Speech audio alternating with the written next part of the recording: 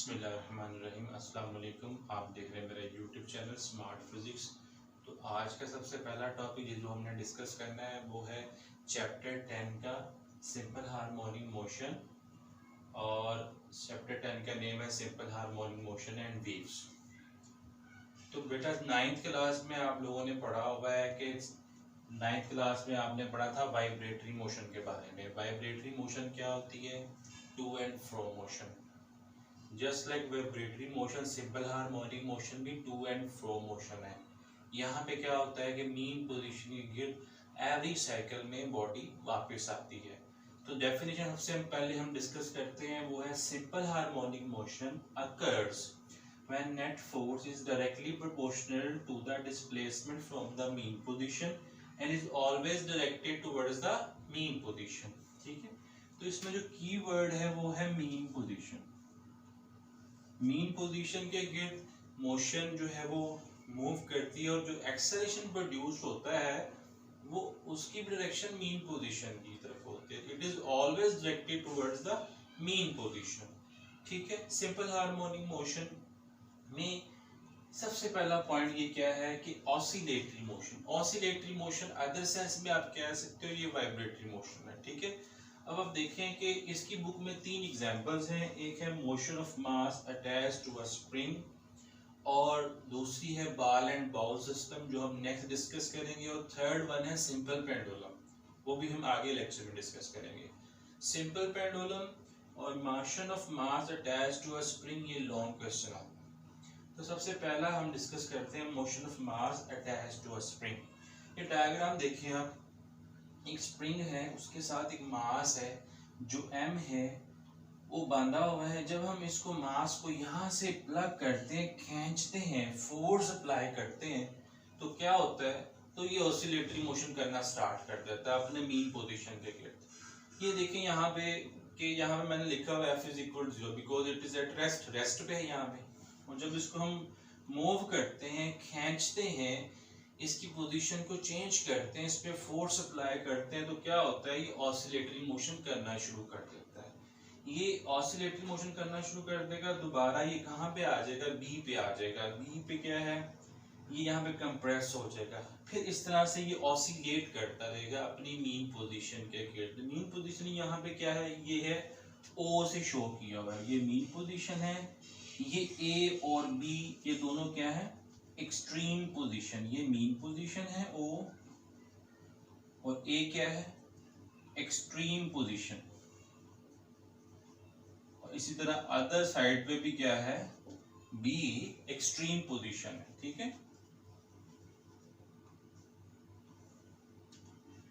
अब आप देखें कि अनटिल एंड अनलेस इसको एक्सटर्नल एजेंसी फोर्स अप्लाई करो, उसको रोक दे, जब तक इस पे जितनी फोर्स इस पे अप्लाई होगी उतना ही ऑसिलेट करता रहेगा। अगर फोर्स ज्यादा करेंगे तो ऑसिलेशंस भी ज्यादा होंगे। ठीक है, तो हम आगे पढ़ेंगे। छोटे छोटे डेफिनेशंस हैं कि नंबर ऑफ ऑसिलेशंस पर सेकंड क्या होती है, फ्रीक्वेंसी। तो फ्रीक्वेंसी अगर बढ़ानी है किसी भी ऑसिलेटरी मीडियम की तो उसमें क्या करना पड़ेगा, आपको फोर्स ज्यादा करनी पड़ेगी। ठीक है, अब आप देखें कि अब हम इसका मैथमेटिकल प्रूफ देखते हैं, एक फॉर्मूला ड्राइव करते हैं। देखें जरा, according to Hooke's law. Hooke's law क्या कहता है, जब भी इलास्टिसिटी की बात आएगी, स्प्रिंग की बात आएगी तो हुक्स लॉ एप्लीकेबल हो जाएगा उसमें। ठीक है, देखें हुक्स लॉ की क्या स्टेटमेंट है, F is equal to minus K X. K यहाँ पे क्या है, के is known as spring constant, और इसका फॉर्मूला अगर मैं के यहाँ से फाइंड आउट करना चाहूँ तो F ओवर एक्स हो जाएगा ना, तो न्यूटन पर मीटर इसका यूनिट है। ठीक है,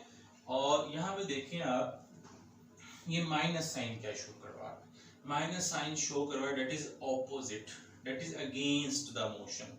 हम यहाँ पे इसको खींचते इस तरह फोर्स अप्लाई करते हैं तो ये ऑपोजिट फोर्स है। माइनस का मतलब है directed towards the mean position, moving against the force. ठीक है, अब आप देखें यहाँ पे के की वैल्यू किस पर डिपेंड करती है, मुख्तलिफ मीडियम के लिए, मुख्तलिफ स्टिफनेस के लिए, यानी मुख्तलिफ मटेरियल की तरह स्प्रिंग के लिए डिफरेंट होती है, स्टिफनेस ऑफ स्प्रिंग पर डिपेंड करती है। अब आपको पता है according to Newton second law of motion, क्योंकि जो फोर्स अप्लाई होती है किसी भी मास पे, आपको पता है एक्सेलरेशन पैदा होता है।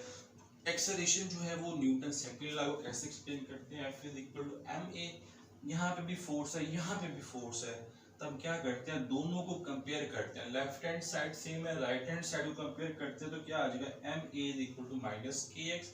यहाँ से अगर मैं ए निकालना चाहूँ तो एम उधर डिवाइड हो जाएगा, माइनस के और एम इंटू एक्स। तो अब जरा यहाँ पे गौर करें, के क्या है, constant, mass does not change, that is always constant, remains constant. के और एम दोनों कांस्टेंट है। अगर हम इज इक्वल टू उसका साइन और कांस्टेंट को रिप्लेस करें, मूव करना चाहें किसके साथ, तो प्रोपोर्शनलिटी साइन आ जाता है, a is directly proportional to minus x, x is known as displacement from the mean position। यहाँ पे मैंने लिखा हुआ x is equal to 0, यहाँ पे 0 है कि वो mean position बॉडी के टेस्ट है, ठीक है।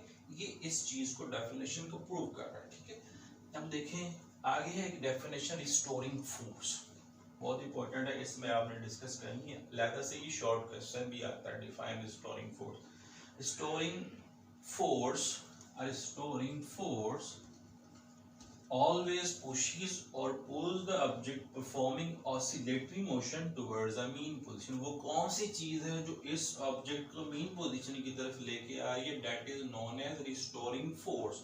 restoring force जो है उसको मीन पोजीशन की तरफ लेकर आती है, ठीक है।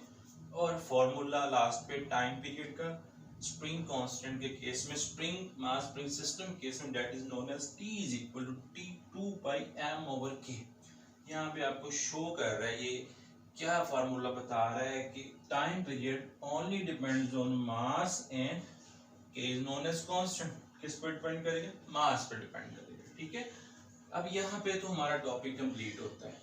यूजुअली ये बोर्ड के पेपर में लॉन्ग क्वेश्चन के तौर पे पूछा जाएगा, कैसे define simple harmonic motion and explain it motion of a mass attached to a spring. ये लॉन्ग आपने इस तरह से करना है। लॉन्ग आपको पता है हेडिंग से करते हैं, तो हेडिंग स्ट्रक्चर देखें क्या है। सबसे पहले इंट्रोडक्शन है, क्या लिखनी है, डेफिनेशन लिखनी है, एक्सप्लेनेशन की हेडिंग देनी है, उसके बाद आपने यहाँ से ये लिखना शुरू कर देना, मोशन ऑफ स्प्रिंग सिस्टम।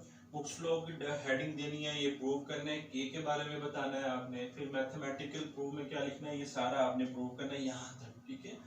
फिर आपने रिस्टोरिंग फोर्स की डेफिनेशन लिख देनी है, और लास्ट पे फॉर्मूला ऑफ टाइम पीरियड, उसकी डिपेंडेंस बता देनी है। यहाँ पे आज का टॉपिक आपका एंड हो रहा है, ठीक है। यहाँ पे आज हमने जो डिस्कस किया है वो देखें, कि शॉर्ट क्वेश्चन इसके अंदर से जो हमें फाइंड आउट हो रहे हैं। नंबर 1 शॉर्ट क्वेश्चन क्या है, डिफाइन सिंपल हार्मोनिक मोशन, ये शॉर्ट क्वेश्चन आता है बोर्ड के पेपर में। सेकंड क्या है, डिफाइन रिस्टोरिंग फोर्स, ठीक है। ये दो शॉर्ट क्वेश्चन इसमें टॉपिक में से आते हैं। लॉन्ग मैंने आपको बता दी है, लॉन्ग क्वेश्चन क्या है, इस तरह से आएगा बेटा, define simple harmonic motion and explain it with the example of motion of a spring, ठीक है। तो बेटा यहाँ तक आज का आपका टॉपिक एंड हो जाता है, ठीक है। और अगर आपको क्यूरीज कोई भी आता है तो आप मुझे कमेंट्स में लिख के दें, ठीक है। और कोई भी इशू आपको आए लेक्चर में, क्वेश्चन हो, तो आप मुझे शेयर करें कमेंट्स में, मुझसे शेयर करें, तो मैं आपको उसका आंसर रिप्लाई बैक करूँगा, ठीक है। Thank you very much.